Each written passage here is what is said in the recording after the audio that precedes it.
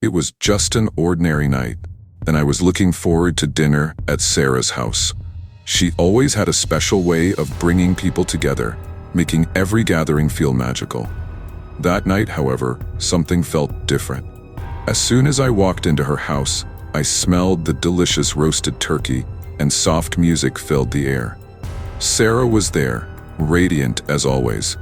The guests were already gathered.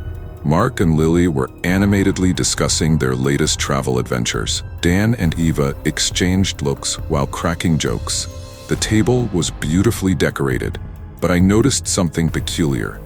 In the center of the table, a glowing crystal orb slowly spun, emitting a low, unsettling hum, right next to a white porcelain mask. I hesitated, but asked Sarah what it meant. "Oh, that? It's just a family tradition," she answered, with a sparkle in her eyes. A special touch to celebrate our time together. The hours flew by as we talked and laughed around the table. But there was a tension in the air I couldn't quite place. When dessert was served, warm apple pie, Sarah asked for silence. "I want to do something different tonight." Those who had been laughing, carefree, stopped and turned to Sarah. Curious about her firm voice, she stood up and began explaining her family's ancient rituals, speaking as if she were hypnotized by her own words.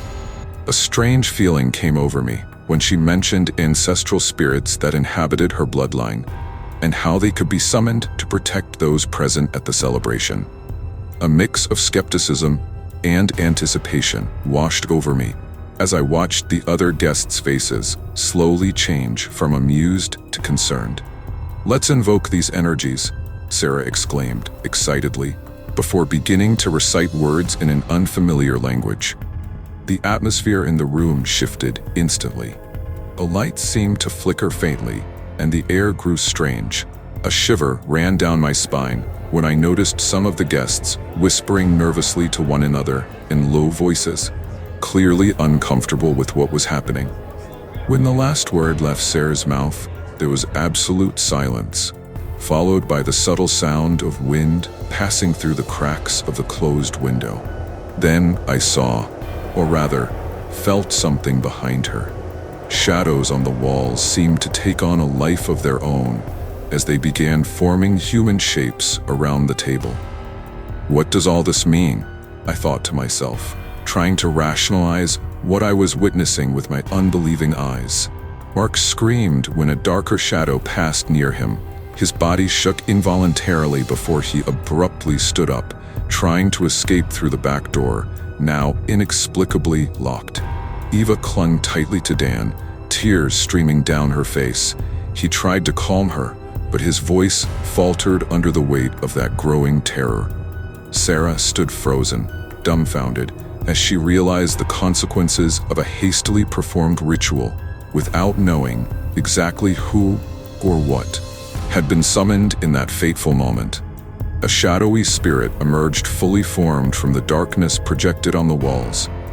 Its eyes glowed a terrifying shade of red as it stared at each of us directly in the eyes, as if evaluating our souls exposed in that absurd situation.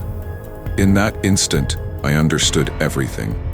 That seemingly normal dinner was just a facade to unleash forces beyond human comprehension. Forces far too dangerous to be controlled by unsuspecting mortal hands. In the middle of the terrifying chaos, we heard another familiar voice. "Stop, don't do this." It was David, Sarah's older brother, appearing suddenly. The air in the room grew heavy, almost suffocating, as the shadowy figure loomed over us, its red eyes flickering like embers. David, pale-faced and wide-eyed, clutched a black stone amulet that glowed faintly, almost imperceptibly. "Sarah, what have you done?" he shouted. Sarah, still in a trance, mumbled incoherent words. But the spirit didn't back down. It floated, its distorted form twisting, as if feeding on each of our fears. Mark, now cowering in the corner, muttered broken prayers, while Eva and Dan clung to each other, paralyzed. My heart pounded, fear pinning me to my chair. David stepped forward, raising the amulet. "You don't understand," he cried. "This isn't about protection. They never protected our family. They use us." His voice trembled, but there was conviction. He began chanting words in a language as strange as Sarah's, but with a different tone, one of defiance against the entity. The shadows on the walls thrashed violently, and the crystal orb at the center of the table shattered into 1,000 pieces, sending glittering shards through the air. A guttural scream echoed, not from the entity, but from Sarah. Her eyes, now black as night, locked on David. "You betrayed our bloodline," she whispered, but it wasn't her voice. It was deep, layered, like a chorus of horrors. Suddenly, the porcelain mask on the table cracked in half, and a blinding light poured out of the fracture. The entity recoiled, as if being sucked into the mask. David, sweating and trembling, shouted, "The mask! It's the portal! Destroy it!" But before anyone could act, Sarah, or what was left of her, grabbed the mask and put it on. In an instant, she was no longer Sarah. Her body twisted, bones cracking as the entity fused with her. The entire room shook, and the shadows vanished. But then a smile spread across the masked face. "You think you can get rid of me?" said the thing that was no longer Sarah. "I am all of you now." And then the light went out. When it returned, we were all seated at the table as if nothing had happened. The roasted turkey was still warm. The music played softly, but something was wrong. I looked at the other guests, and they all stared back at me, but their eyes glowed an eerie, terrifying red.